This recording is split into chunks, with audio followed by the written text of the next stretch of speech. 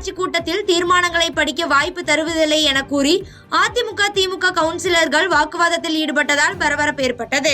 கோவையில் மாநகராட்சி ஆணையர் தலைமையில் மாநகர கவுன்சிலர்களுக்கான சாதாரண கூட்டம் நடைபெற்றது. இதில் திமுக அதிமுக மற்றும் இதர கட்சி கவுன்சிலர்கள் கலந்து கொண்டனர்.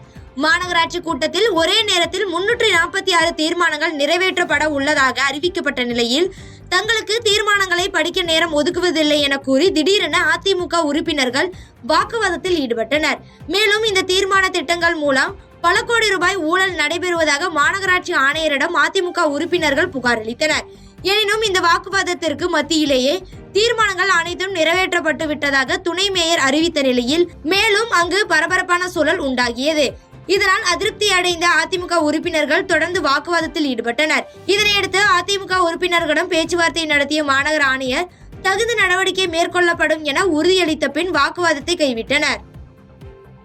பாதகம் செய்பவரை கண்டால் நாம் பயங்கொள்ளலாகாது பாப்பா, மோதி மிதித்து விடு பாப்பா, அவர் முகத்தில் உமிழ்ந்து விடு பாப்பா.